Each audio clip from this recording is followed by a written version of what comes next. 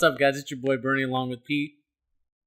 And we're going to come right at you guys with our wrestling news and rumors from Fusion Corp.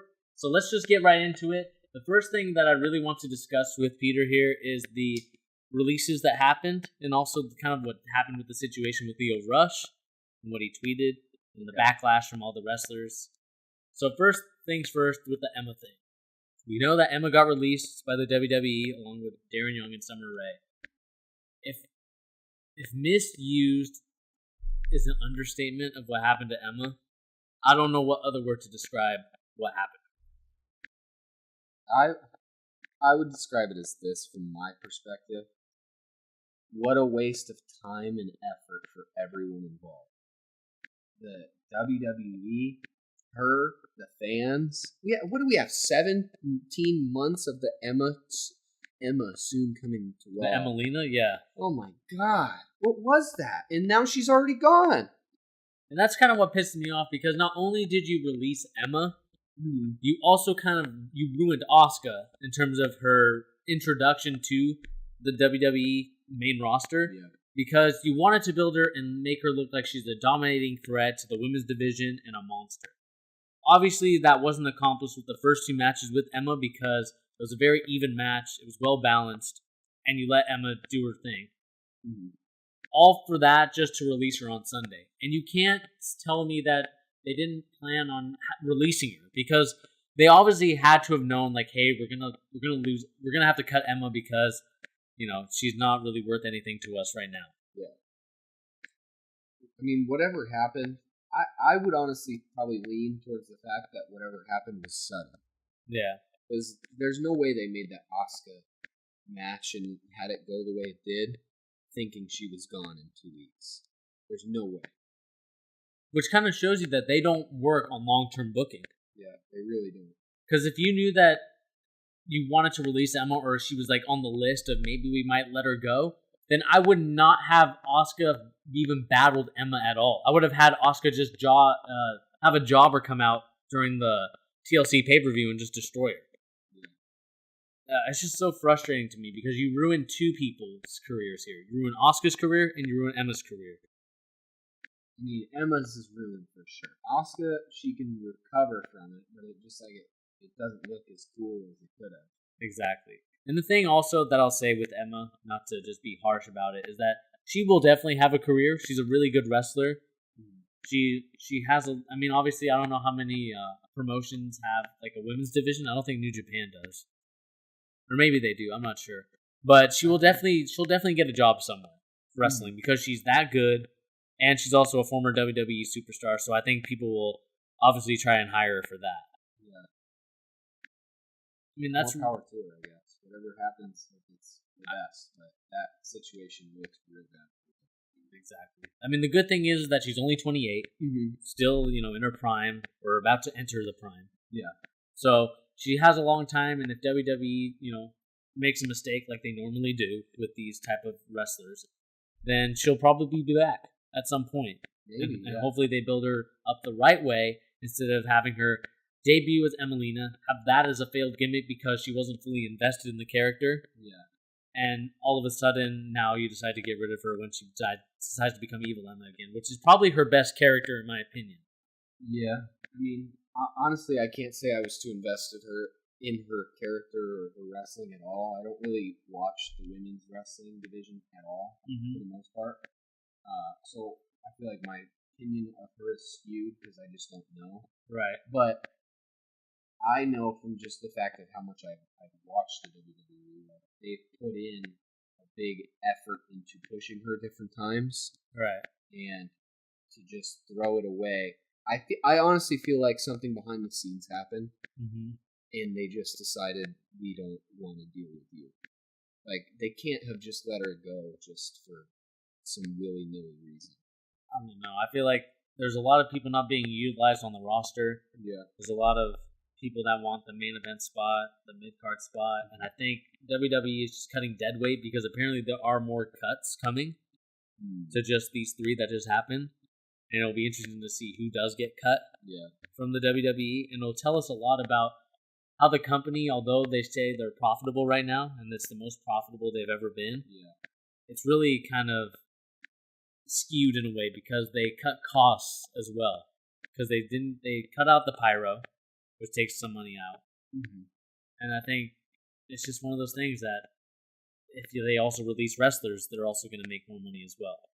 Or potentially they'll have more money than they do. I guess so. I mean, they have a lot of people that just don't do anything, so why keep them, I guess, is the real question. I mean, you feel bad for those people because it's probably a lot of their dreams is to wrestle in the WWE, but why would you want to be there? This is a real question. For some of them, Right. Like, Emma's kind of a weird case because she did get some spotlight. Like, she did get pushed, maybe not to the way that everybody would want to be pushed, but she did get spotlight, and they put her in big matches. Mm-hmm. So hers is a little interesting, but the other two, who are the other two people? Darren Young and Summer Rae. Why would they want to stay? Why would those two people want to stay? Darren Young is not a bad wrestler. No. He's honestly pretty entertaining in the ring. He can cut an okay promo. He's not the worst. But he doesn't get... When is the last time he appeared on either show? Probably like a year ago. Leave. Go wrestle in New Japan. Go wrestle at Ring of Honor. Go do something else. Summer Rae. What the hell is she even doing? I didn't think she was on their roster for years. I think she hasn't wrestled in a year either. She's she's doing good for herself. She's, she does a lot of different things that aren't wrestling related. So I don't think there's no worry about her in terms of, sporting stuff and living a certain lifestyle. To be honest, too, as far as she's concerned, she didn't belong there. She's not a good wrestler. Right. She couldn't cut a very good promo, so why was she even here to begin with? Darren Young, he's a great wrestler. He'd go in the indie scene and make it. I'm sure he will. I mean, as soon as you're labeled a former WWE star, promotions will come after you, no matter how bad or how good you were. I mean, obviously, Ryback got some offers, even though he's terrible to wrestle. So, I mean, if he can get offers to wrestle in promotions, then I think Darren Young can as well. I agree.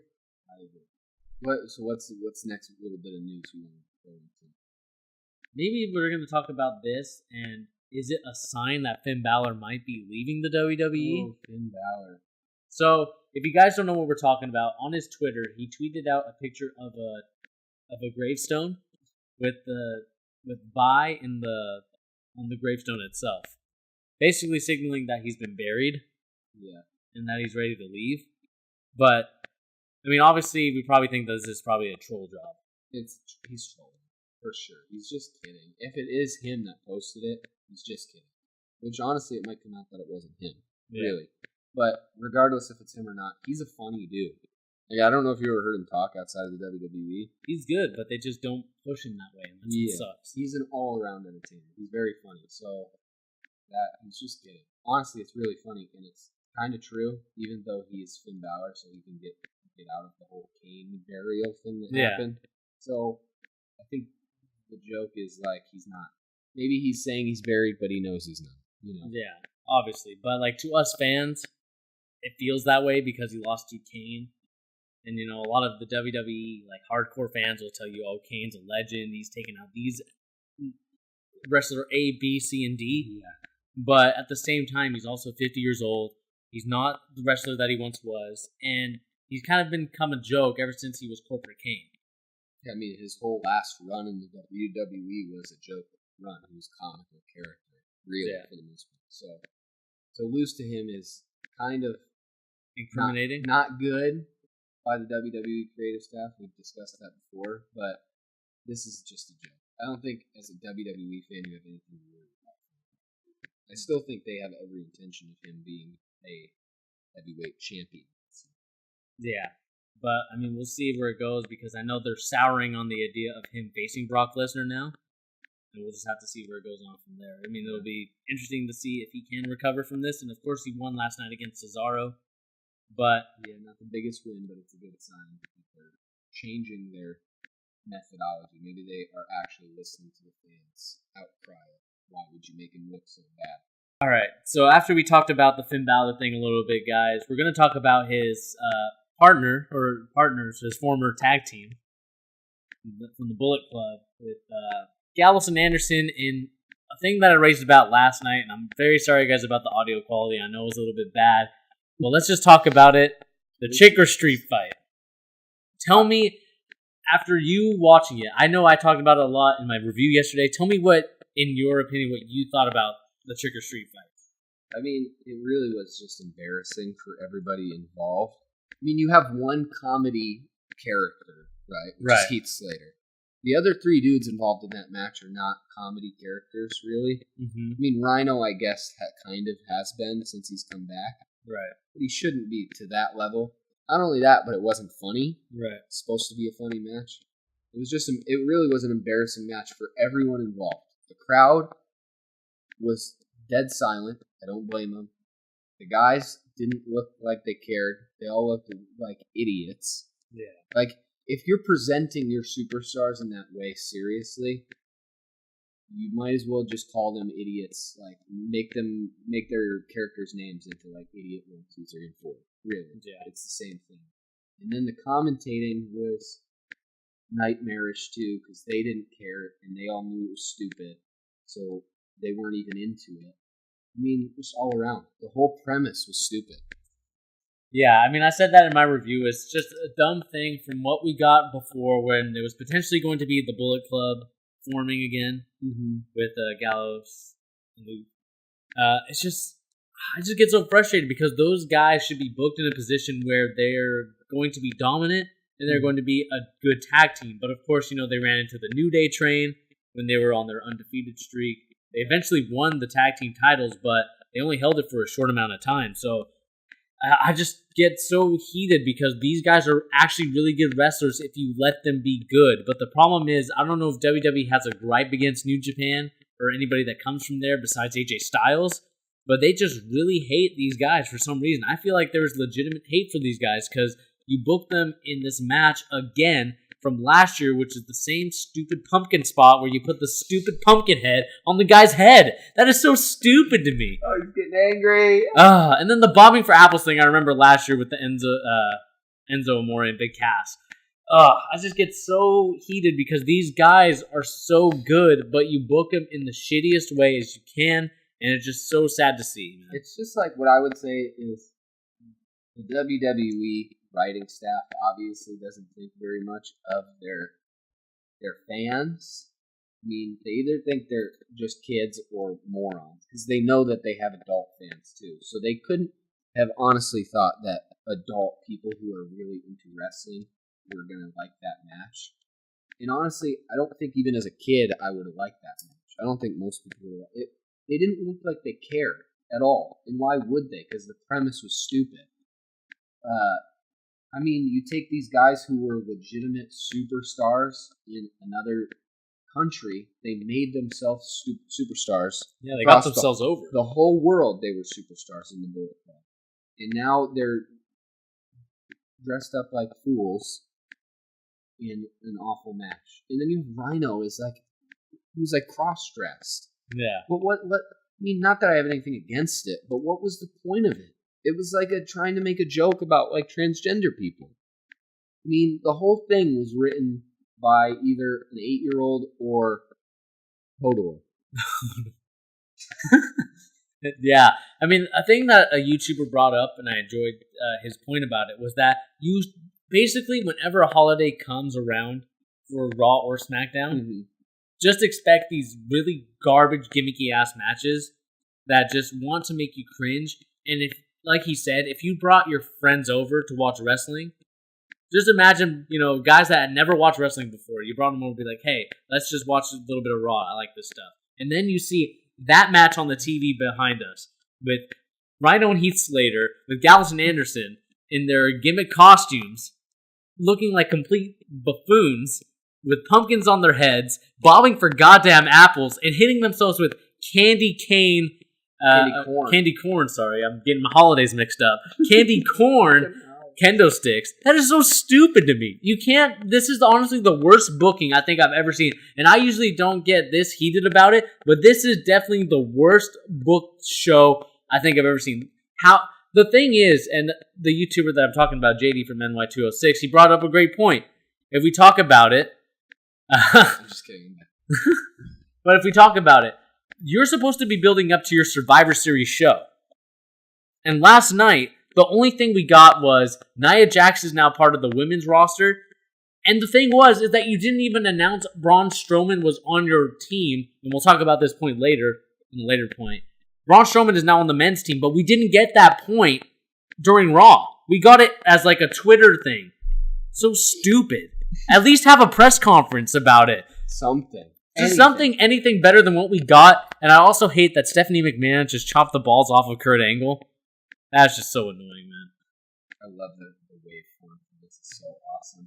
No, can you see that? It's awesome. You guys are going to love the audio on this one because it's so heated. Yeah, dude. That show last night. What is the WWE even? What are they thinking?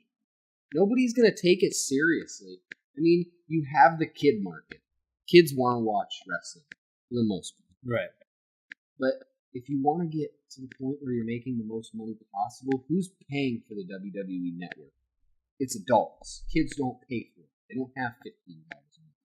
So why are you going to market all your shit to 8-year-olds? Try and put a little effort into what you're doing.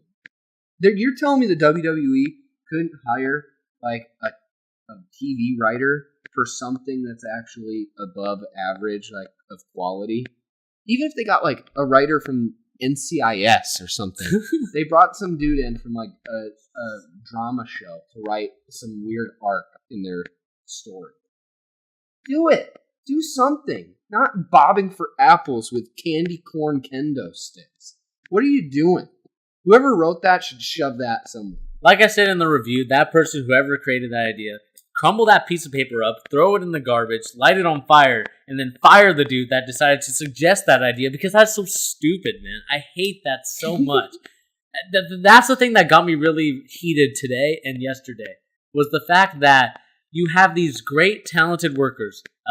Carl Anderson is a great worker. If you watch him wrestle, he's really good, but you just don't let him be great.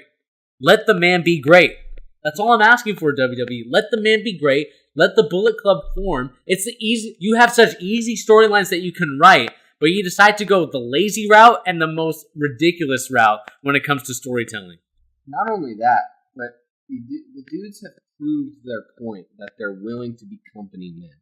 They've done some real stupid stuff, right? Yeah, this is the second year in a row they've done this match. Give them something. Let the guys do something good. You're going to lose every tag team you have. Every decent worker who's not... Like, there's a thing, right? Where you have your upper echelon of caliber wrestlers who have an expectation that someday they might see the WWE Heavyweight Champion, and now at this point the Universal Championship, right? Right. And then you have dudes who might say, oh, one day I really hope I'm going to get the US Championship or the Intercontinental. Then you have the tag team dudes. These guys have had the tag team championships, but now they know at this point they're not going to have gold for a little while. Right. But they're still doing their thing day in and day out and giving you guys programming time for your giant length shows. And you still don't ever reward them for what they're doing. How do you expect to keep that caliber of wrestler, which is what you need? You need those worker guys who are never going to be champions but still put in a good match when they're called for. You can't keep those dudes. And if you have a giant roster of dudes who are quote-unquote WWE Championship caliber wrestlers, when most of them aren't, but that's what they all claim to be, your storylines make no sense. Exactly. So you need these kind of dudes who can just be in a match and lose, but still are entertaining. You can't keep those dudes if they are doing the stupidest matches ever conceived on the planet Earth. Like, put them in... Why weren't they in, like... I'm kidding. But why weren't they in, like, a Halloween costume dress-off or something? That's the same thing. It's just as stupid. Yeah. But it makes more sense for Halloween than what they did. Yeah, and that's the thing. There is a time and place for comedy in wrestling. Yeah. But it just can't be what we saw last night on a Trick or Street fight. It was real sick. It was a nightmare. It's horrible. Like, that's something that you that you have nightmares about being in one of those matches. That's a nightmarish. That's embarrassing. It's embarrassing. I mean, like, I'm embarrassed to be a fan of those two guys. I'm embarrassed to be a wrestling fan today because of what we just saw on that TV. Yeah. I mean, there's a reason why the numbers are dwindling. House shows, the WWE Network subscribers, and also just attendance and merchandise. I mean, it's all going down in some aspects of the WWE because you treat the fans like they're idiots. Yeah. With these kind of stupid matches, man. That's all I'm going to say about it, because otherwise I'll just get into another long tirade. Here, I'll just summate it up for both of us. Yikes. All right, we're going to move on to what I talked about a little bit earlier, and that is we're now figured out 3 people are now locked in, or at least maybe 4 now. I think it's 3, but it's basically 4. Basically 4 are now locked in to be in the match. So, of course, first we have Randy Orton, who won his match against Sami Zayn, which will change our predictions in a little bit. We also have on the Raw side, which was announced on Twitter by Kurt Angle, Braun Strowman is now a member of the Raw team for Survivor Series, and Stephanie McMahon made a point that Kurt Angle is now the team captain, which of course means that he's going to wrestle for the Survivor Series team. Which also means Shane McMahon will be wrestling. So potentially 4 people have been announced for this. Tell me what you think of the captaincy thing. We called it in our thing. It was super obvious that was going to be the case after the invasion happened. Right. I mean, it's easy storytelling, I guess, and it's not awful. Like, they could have done something else, but it's good for right now. I'll take it. You know, I'll take that Kurt Angle is going to wrestle against Shane McMahon as the leaders.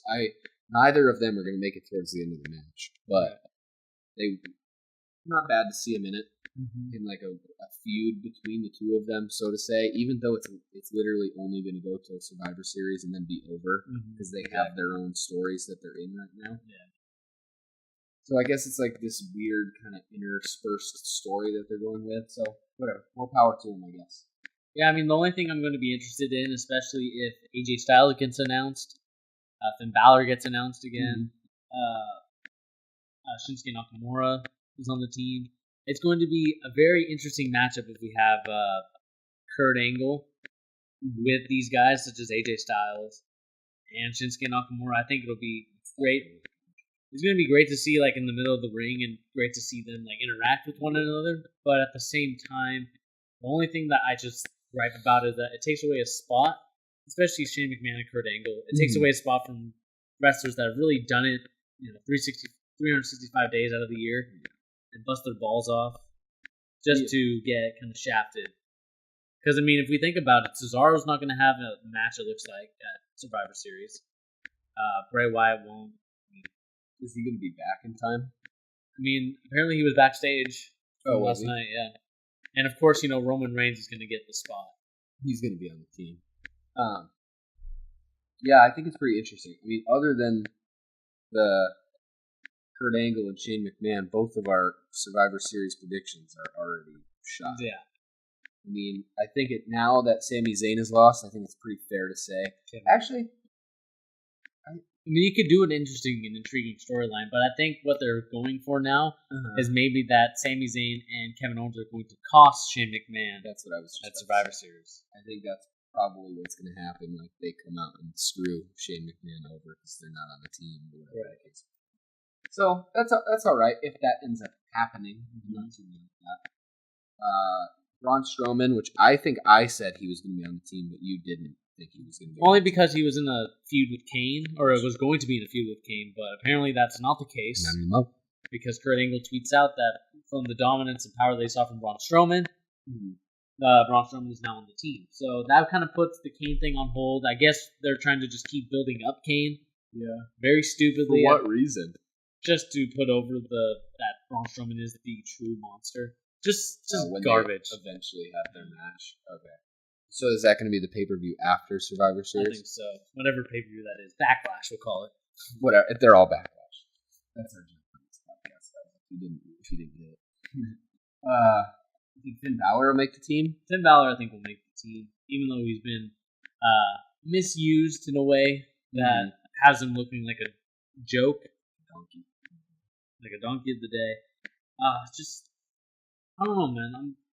I'm like excited in some aspects because we're gonna get intriguing matchups because of it, but at the same time, I'm just not looking forward to roster spots getting taken away, and also just the misuse of some people is just gonna be annoying to see. A lot of those dudes who have been putting in that effort are probably pretty upset. You know, Kurt Angle hasn't wrestled in WWE in 11 years, and he's got 2 main event spots in 2 pay-per-views. Exactly. So, understandably, some of these dudes are probably going to be pretty angry. But yeah, I'm pretty excited for it, honestly. I'm pretty excited for Survivor Series. I always like the 5-on-5 match, though. I'm kind of always a little bit partial to it. Even when it's bad, I always end up enjoying it just for what it is. It's one of my favorite, pay-per-view specific type matches. Right. So I think it'll be pretty good. Hopefully they don't try and throw too much into it. That's always a problem. Like when they throw too many storylines into it, and then it just gets way confusing. Yeah, it's just one of those things, man. I think it'll be great, intriguing matchups, of course, like I said. But like I've been saying in my reviews and what I've been saying, it's just the part timers and people that just appear only a couple times. It just needs to stop. You're taking away opportunities from guys that are there, and I don't know. On one hand, I'm like happy when these guys come back, but at the same time, if you're taking away opportunities for guys to get over in the future, like what guys are you going to bring back from this generation, if there even is wrestling from the WWE again? Like, what wrestlers are you going to bring back from this era? Because everybody basically was 50-50 booked. Roman Reigns. Roman Reigns is going to be the only dude because that's the dude you want to put over. That's the guy. Yeah, he's going to be over until he dies. He might end up becoming the president of the WWE. He might. I mean, CEO. Owner. Maybe he already owns it. Maybe it's like under the table and he's just like running the shots and that's why he's the main man. Yeah. I don't know. Basically, the last thing before we decide to head off on the gimmick cast was just the Leo Rush thing. I just want to get your opinion of what happened. So basically, he said his thing about Emma, about not truly being ready for Asuka. A crude joke. I think if he was in Ring of Honor or any other promotion, I think he would have gotten a pass. Mm-hmm. But what he said, and of course his colleagues called him out. Yeah, it's just pretty rude. I mean, I don't really. These guys are all adults; they can do whatever they want. So honestly, I don't really care. It's a little rude. Maybe don't make a joke after somebody just loses their job and they're sad about it. Yeah, but it is what it is. I mean, he's 22 too, so he's gonna make these stupid mistakes. I know it's no excuse for it. Yeah, but mistakes happen. They're when you're young, you tweet stuff, you take pictures of stuff that you shouldn't. Mm-hmm. But at the same time, just be mindful of what happened in the situation, because this could honestly at one point be you in the future if Vince McMahon doesn't like you. I agree. Or if the main roster just decides to chew you alive. But I don't think he should be punished for it. I know some people were calling for his job, which is a little extreme. Crazy. That's absolutely ludicrous. It's just a dumb joke. Get over it. Like the only person that really should be mad about that is Emma herself. Yeah, that's a discussion for them to have. Exactly. I mean, maybe her friends and colleagues as well, just because they're in the business together. But when you're from an outsider and you're calling for people's jobs, you're saying he should be suspended, he should be fined.